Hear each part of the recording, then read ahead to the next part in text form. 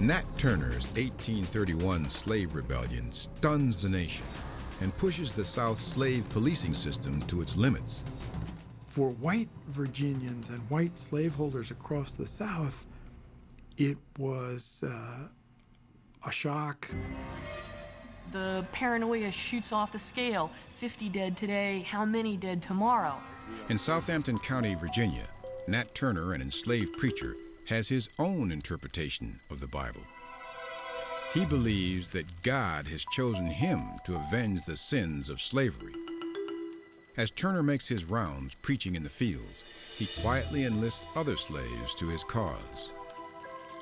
For months, the men meet secretly, conspiring on the plans of their uprising. In the early morning hours of August 21st, 1831, Turner and his men launch one of the largest slave rebellions in American history. The rebels move from home to home, killing every white person they meet. As they advance towards the nearby town of Jerusalem, more recruits join them. The local slave patrols have failed to uncover Turner's plot. So the militia is called out to track down and kill the rebels. For 36 hours, the rebellion rages on. Church bells ring out in distress.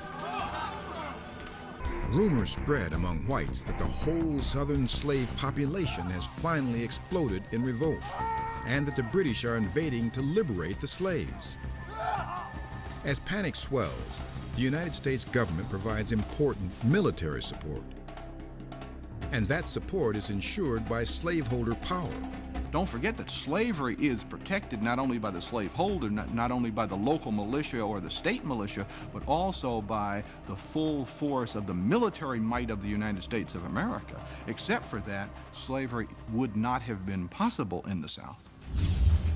As the hunt for Nat Turner and his men continues, 800 U.S. troops join 2,000 local militiamen. Within a week, the rebellion is squashed. More than 50 rebels are captured. Nearly 60 white men, women, and children have been killed. The violence doesn't fully subside until Nat Turner is captured 2 months later on October 31st, not by a patrol or slave catcher, but by a farmer, by accident. Turner is tried, hanged, and skinned. In all, the state executes 55 black people for conspiring with Turner. The Turner Rebellion frightened whites literally out of their minds, and yet even that wasn't strong enough to provoke them to get rid of slavery as an institution. Because for slave owners, profit outweighs morality and their own safety. By 1830, nearly 2 million slaves are fueling the Southern economy, and slaveholders aren't about to give up their free labor. And still, slaves run, and slave hunters expand their networks for tracking them.